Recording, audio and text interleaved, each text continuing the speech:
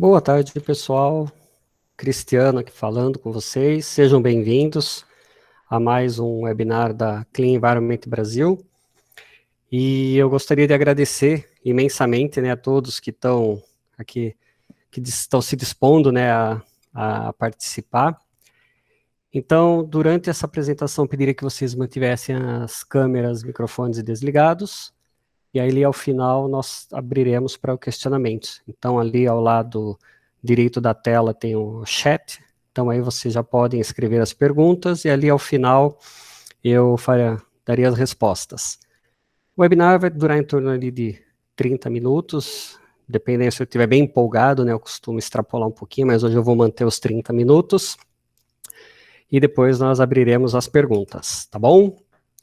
Então, para quem me conhece, já teve contato comigo, e para quem também não me conhece, eu sou a mesma pessoa, né? Eu sou o Cristiano Augusto Leonardo.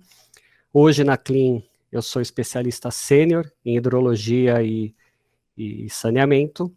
Tá? Minha formação original, eu sou tecnólogo em obras hidráulicas, fiz o mestrado em engenharia civil em São Paulo, pós-graduação em meio ambiente na Faculdade Politécnica de Jundiaí, interior de São Paulo, e já trabalho na Clean há alguns anos, né? Desde 2006, com vendas técnicas, assistência técnica, suporte técnico, né?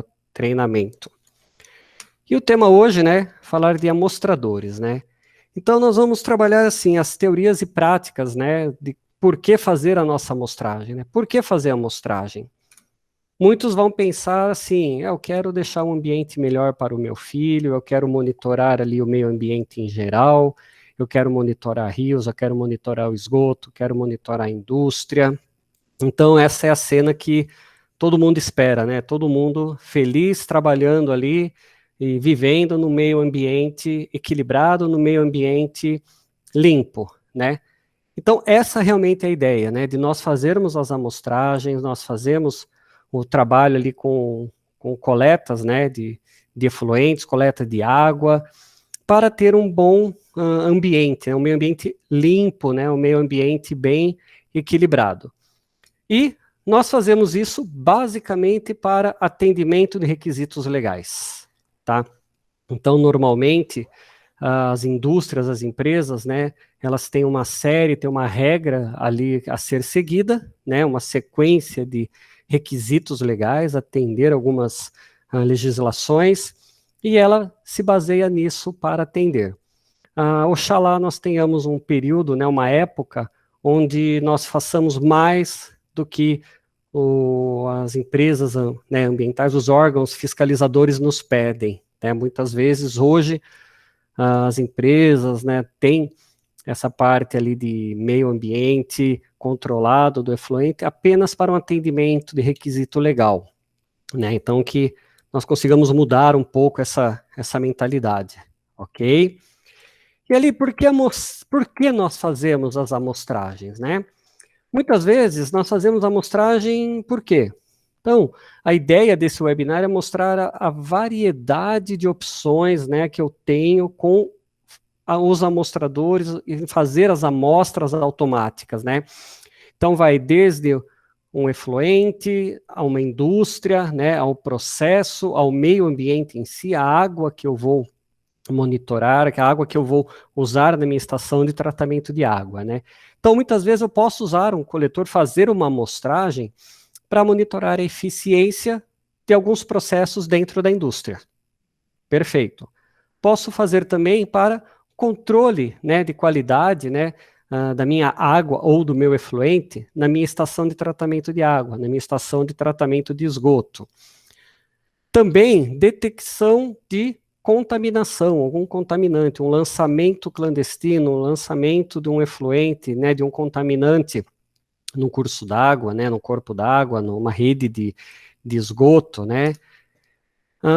Fazer estudos quanto à poluição difusa, né, a poluição difusa, o que é a poluição difusa, né, então é aquela poluição que vem, né, normalmente carregado na superfície, né, a poluição superficial, então quando você tem uma chuva, começa a chover, então vamos dizer assim que nas cidades, né, essa água lava né, o asfalto, lava o solo, então toda essa poluição, óleos, graxas, o que tem ali, né, leva para dentro do curso d'água, das redes, né, de captação ali de água, algumas ligações clandestinas também em rede de esgoto, e se eu tenho no ambiente ali, numa área agrícola, né, também, essa chuva, né, o que vai levar, né, desse adubo, desse fertilizante, também, né, para dentro do curso d'água. Algo que está em moda agora, né, é a questão de estudos sanitários, né, a questão de compreensão, né, de tem ou não tem vírus e propagação de doenças. Então aqui eu deixo, né, um alerta, né, acho que essa pesquisa sempre deveria estar, né, em voga, sempre estar fazendo essa pesquisa, nesse estudo sanitário, né, então não apenas quando eu tenho algum momento de crise ou pandemia, né, mas também sendo já utilizado para estudos sanitários. E quando eu falo de uma amostra, né, que eu quero retirar uma amostra, ela precisa ser representativa do corpo d'água. Então, quando eu falo aqui corpo d'água, seja corpo d'água natural ou efluente, tá? O volume deve representar o todo. Então, quando eu pego uma amostra, quando eu pego uma coleta, ela tem que representar aquilo que eu estou coletando e o volume tem que representar o todo. A amostra, para algumas características, para algumas condições, né, para algumas análises, ela precisa ser conservada, tá? Refrigerada, por exemplo, ali a 4 graus. Então tem a opção de refrigerar por gelo ou refrigeração automática. E muitas vezes, dependendo da análise que eu vou fazer, eu preciso adicionar algum conservante, algum preservante também. E deixar claro que existem alguns parâmetros que não podem ser medidos in situ, não podem ser medidos em local, tá? Então, por exemplo, né, questão de vírus, bactérias, fazer uma análise ali de DBO, DQO, então eu não consigo, metais pesados, eu não consigo chegar ali e fazer uma análise momentânea ali, né, tirar esse resultado ali já nesse momento. Então, eu preciso colher essa amostra, preservá-la, em alguns casos, e levar a um laboratório. E existem alguns parâmetros que só devem ser medidos no local. Por exemplo, pH, oxigênio, temperatura, condutividade elétrica, turbidez da água, né, cor. Então, isso daí eu preciso medir em loco, eu preciso medir ali no ambiente, né, de coleta. E ali eu queria apresentar para vocês aqui duas técnicas de amostragem, né, básicas, né, que nós temos aqui. Aquela amostragem manual. Então eu gosto de deixar bem claro aqui, né, a alegria da pessoa, né, de estar aqui no meio de um esgoto ou de um curso d'água fazendo essa coleta, né.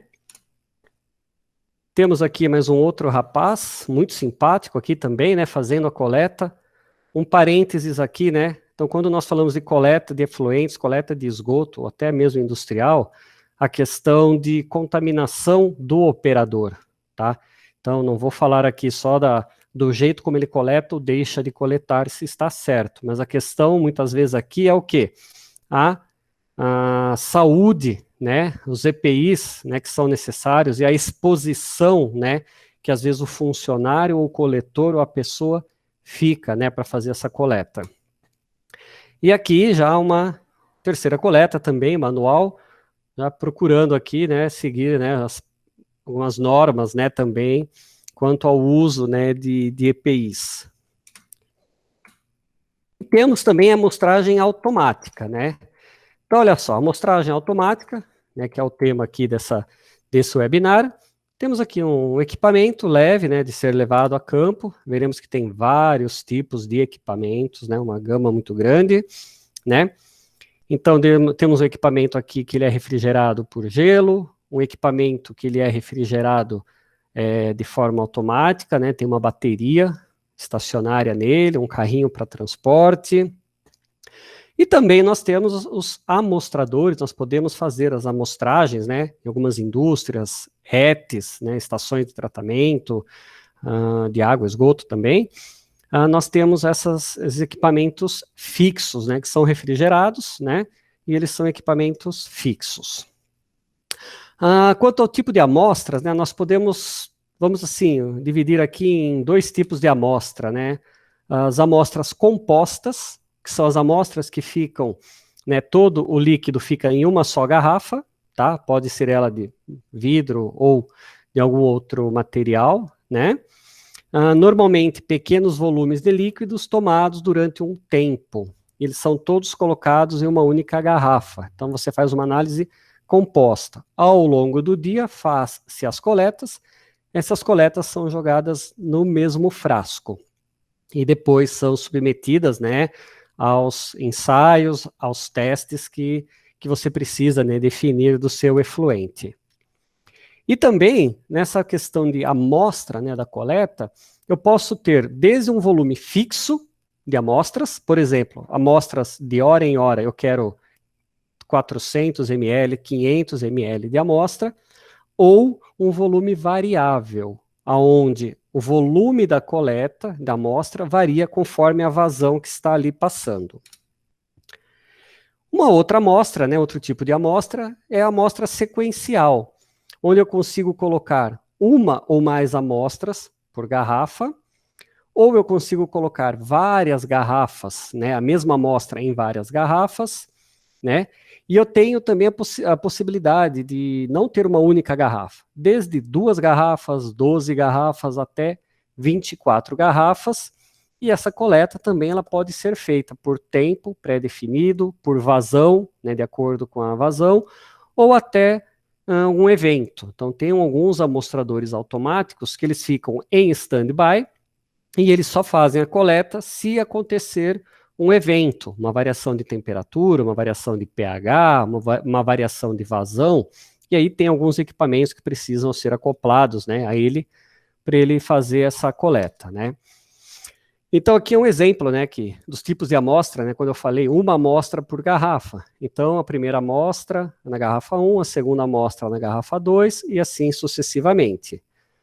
A mesma amostra eu coloco em várias garrafas. Então, a amostra 1, né, tá o horário da coleta, então essa amostra vem na garrafa 1 e também na garrafa 2. Depois, numa outra coleta, a amostra vem na garrafa 3 e a amostra vem na garrafa 4 e assim sucessivamente. Então, nesse exemplo, né, a cada vez que ele coleta, ele divide a alíquota, né, que ele coletou em 2 garrafas. Ou amostras por garrafa. Esta eu gosto bastante desse tipo de coleta. Então, por exemplo, aqui, deu o horário da primeira coleta, a primeira amostra é colocada na garrafa 1. A segunda amostra também colocada na garrafa 1.